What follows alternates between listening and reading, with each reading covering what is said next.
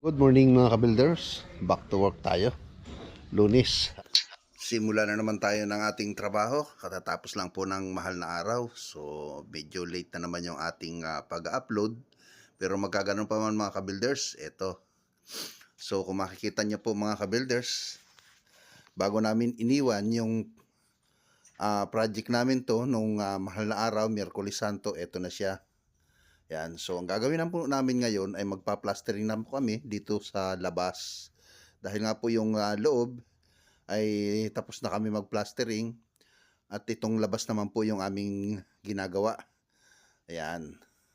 So, pagkatapos ng plastering namin yan mga ka-builders, ay tuloy-tuloy na po yung aming gagawin doon sa pagbububong.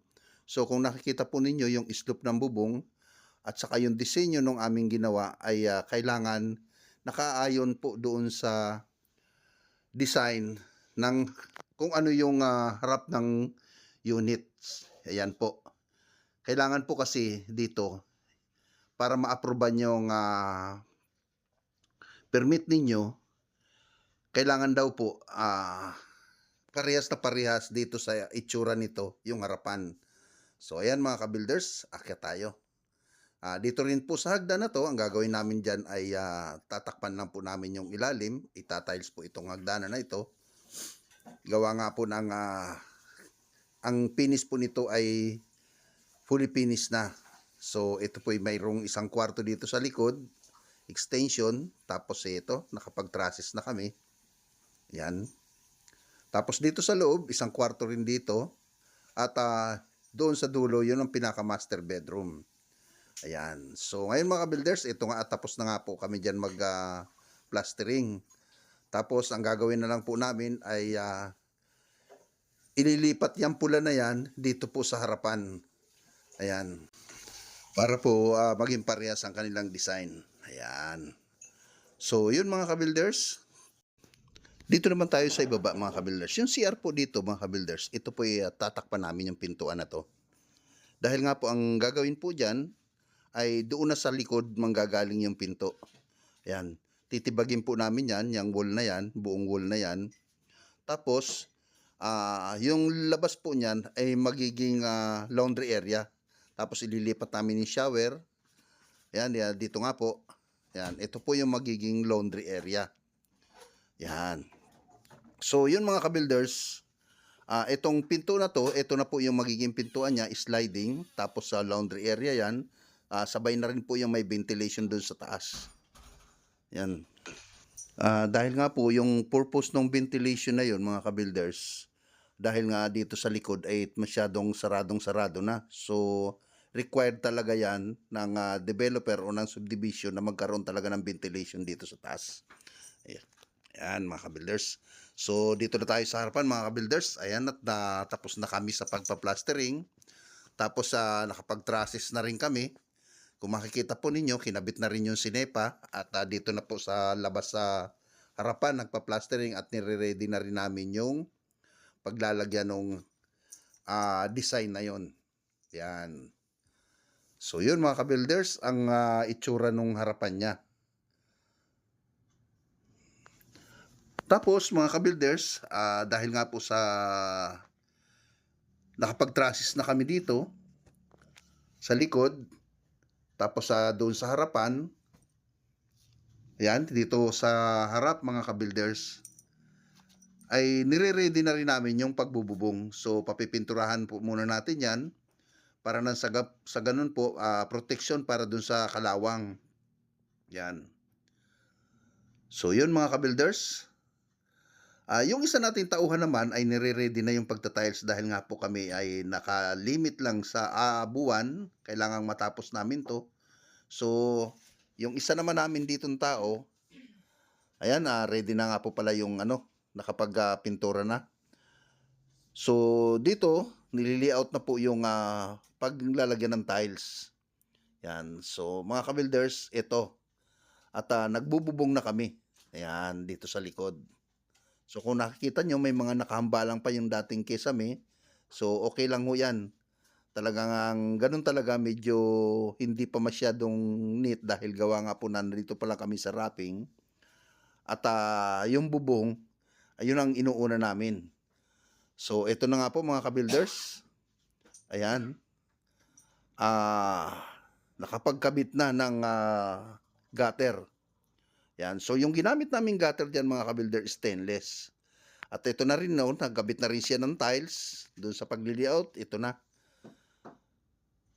Ito na po yung tiles na ginamit namin dyan, 60 by 60. At ito po yung bubong naman na kinakabit kanina.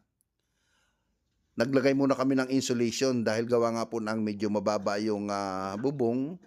So, kailangan natin ng protection sa init. Ito na po yung bubong. Ayan. So, hindi pa masyadong finish dahil kailangan po ng mga sealant dyan sa mga sulok na yan o ng bulkasil para sa protection na mawala ng tulo. Ayan. So, kung nakikita nyo mga ka-builders, pati yung siding niya, ayun. So, mga ka-builders, halos lahat ng anggulo ng gilid niyan, ayan, talagang ginawa ng paraan na maging pulido siya. Maging malinis ang trabaho. Ayan. So, yan po yung extension namin, yung pulang bubong na yan. Yun. So, kita nyo naman po mga ka-builders. Ayan siya. So, bawat sulok, maayos yung pagkakakabit.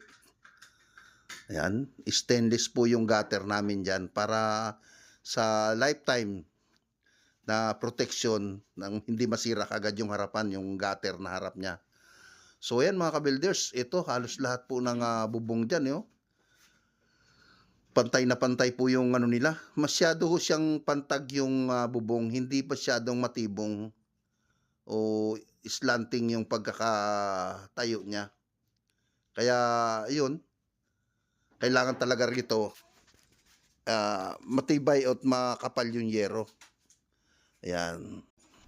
So, ayan mga ka-builders, yung harapan, nagpipintura na rin kami. Yan. So, sinabayan na namin ang masilya, tapos kinabit na namin yung gate. Dahil nga po sa medyo rush na po yung trabaho namin dito. Halos pinagsabay-sabay na nila. Yan. So, ayun mga ka-builders, at nainip na rin yung ating nagta-tiles, talagang puwenersa na. Kailangan ma-tiles na pati itong ibaba. Ayan mga ka-builders. So, pati yun dito sa lababo. Ayan. Yung gagawing lababo, ito na siya. Tiniles na.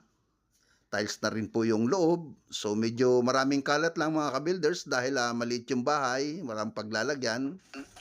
So, akyat naman tayo dito mga ka-builders sa taas. Kami po nagpapartisyon na. Ayan. So, yung partition namin po dito mga ka-builders, isang kwarto. Tapos, para po yun sa isang kwarto. Tapos, dito sa kabila, yung magiging walk-in na closet. Yan. So, ngayon mga ka-builders, yung bandang likod dito, ito po yung ventilation. So, yung space talaga kailangan mayroon kaming setback dito na kailangan may ventilation. Manggagaling po talaga dun sa ibaba. Yan. So, bago tayo bumaba mga ka-builders, at nagawa na nga po nilang paraan, na lagyan na po nila ng partition. Ayan. So, ito na nga po mga ka-builders, may partition na at nililihan na rin. Naglalagay na rin po sila ng plastering ng skim coat para sa preparasyon. So, yun mga ka-builders, kung nasilip nyo po, mayroon doong space doon sa, open space doon sa taas ng partition. Papaliwanag ko po yun sa inyo sa susunod po nating vlog. Ayan. So, hanggang sa susunod mga ka-builders, ingat-ingat po kayong lahat. Pasilip ko po muna sa inyo yung harapan. Ayan. Dahil natanggal na po yung scaffolding, ito na po yung itsura. Abang-abang na lang po sa susunod. God bless po.